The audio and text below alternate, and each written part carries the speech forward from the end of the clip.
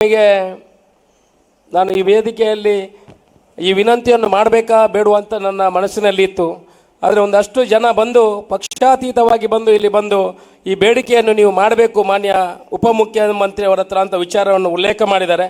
ತಾವೆಲ್ಲ ಪುತ್ತೂರಿನ ಬಂಧುಗಳು ಮಾನ್ಯ ಉಪಮುಖ್ಯಮಂತ್ರಿಯವರ ಹತ್ರ ನಾನು ಈ ಹಿಂದೆನೂ ಕೇಳಿಕೊಂಡಿದ್ದೆ. ಪುತ್ತೂರಿಗೆ ನಾವು ಈಗಲೇ 40 ಎಕರೆ ಜಾಗವನ್ನು ಮೆಡಿಕಲ್ ಕಾಲೇಜಿಗಾಗಿ ರಿಸರ್ವ್ ಮಾಡಿ ಕಳಿಸಿದ್ದೇವೆ. ಈ ವರ್ಷ ಆದರೂ ಬಜೆಟಿನಲ್ಲಿ ನಮಗೊಂದು 150 ಕೋಟಿ ರೂಪಾಯಿಗಳನ್ನು ಕೊಟ್ಟರೆ 3 ವರ್ಷದಲ್ಲಿ ಅದಕ್ಕೆ ಬೇಕಾಗುವಂಥ 500-550 ಕೋಟಿ ರೂಪಾಯಿ ಆಗ್ತದೆ. ವರ್ಷಕ್ಕೆ ಒಂದು 150 ಕೋಟಿ ಬಜೆಟಲ್ಲಿ ಕೊಟ್ಟು ಪುತ್ತೂರಿಗೆ, ಯಾಕಂತ ಹೇಳಿದ್ರೆ ಪುತ್ತೂರಿಂದ ಯಾರು ಹುಷಾರಿಲ್ಲದ್ರೆ ಮಂಗಳೂರಿಗೆ ತಲುಪಲಿಕ್ಕೆ 1 ಗಂಟೆ ಆಗ್ತದೆ. ಅಷ್ಟಕ್ಕೆ ಬರುವುದು ಡೆಡ್ ಬಾಡಿ ಮಾತ್ರ. ಅದರಿಂದ ದಯಮಾಡಿ ನಮಗೆ ಪುತ್ತೂರಿಗೆ ಮೆಡಿಕಲ್ ಕಾಲೇಜನ್ನು ಕೊಡುವಂಥ ಕೆಲಸಕ್ಕೆ ನೀವು ಸಹಕಾರಿ ಆಗಬೇಕು ಅಂತ ನಿಮ್ಮ ಹತ್ರ ಎಲ್ಲ ಜನರಲ್ಲಿ ಕಳಕಳಿಯಲ್ಲಿ ವಿನಂತಿ ಮಾಡ್ಕೊಳ್ತೇನೆ. ಜನರ ಪರವಾಗಿ ವಿನಂತಿ ಮಾಡ್ಕೊಳ್ತಾ ಇದ್ದೇನೆ. ಎಲ್ಲ ಜನರು ಎದ್ದು ನಿಂತು ಒಮ್ಮೆ ಮಾನ್ಯ ಉಪಮುಖ್ಯಮಂತ್ರಿ ಅವರ ಹತ್ರ ಬೇಡಿಕೊಳ್ಬೇಕು.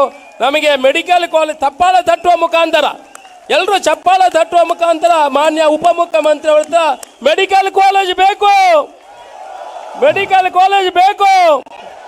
ಉಪಮುಖ್ಯಮಂತ್ರಿ ಅವರ ಹತ್ರ ಮನವಿ, ದಯಮಾಡಿ ಪುತ್ತೂರಿಗೆ ಮೆಡಿಕಲ್ ಕಾಲೇಜ್ ಬೇಕು. We want medical college.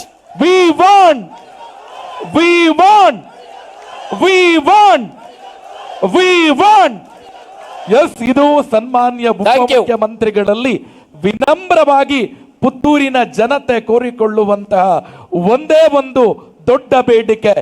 ಇದನ್ನ ಉಪಮುಖ್ಯಮಂತ್ರಿಗಳು ಪುತ್ತೂರಿಗರಿಗೆ ಕರುಣಿಸಿದ್ದೆ ಆದ್ರೆ ಪುತ್ತೂರಿನ ಜನ ಜೀವ ಇರುವ ತನಕ ಉಪಮುಖ್ಯಮಂತ್ರಿಗಳನ್ನ ನೆನಪಲ್ಲಿಟ್ಟುಕೊಟ್ಟು ಹೃದಯದಲ್ಲಿಟ್ಟುಕೊಂಡು ಆರಾಧಿಸ್ತಾರೆ ಅಂತ ಹೇಳುತ್ತಾ ಪುತ್ತೂರಿನ ಸಮಸ್ತ ನಾಗರಿಕರ ಪರವಾಗಿ, ಪುತ್ತೂರಿನ ಶಾಸಕರ ಪರವಾಗಿ ಪುತ್ತೂರಿಗೆ ಮೆಡಿಕಲ್ ಕಾಲೇಜ್ ಬೇಕು ಅನ್ನುವ ನಿಟ್ಟಿನಲ್ಲಿ ಒಂದು ದೊಡ್ಡ ಬೇಡಿಕೆ. ಎಲ್ಲರೂ ಎದ್ದು ನಿಂತು ದೊಡ್ಡ ಚಪ್ಪಾಳೆಯೊಂದಿಗೆ ಸನ್ಮಾನ್ಯ ಉಪಮುಖ್ಯಮಂತ್ರಿಗಳಿಗೆ ಗೌರವದ ಸಂಕೇತವಾಗಿ ಗೌರವಿಸಿ ಅವರನ್ನ ಬೇಡಿಕೆಯನ್ನ ಅವರಿಗೆ ಸಮರ್ಪಿಸಬೇಕು ಅನ್ನುವ ಕೋರಿಕೆಯೊಂದಿಗೆ ಕಾರ್ಯಕ್ರಮವನ್ನ ಮುಂದುವರಿಸಿದ ಸನ್ಮಾನ್ಯ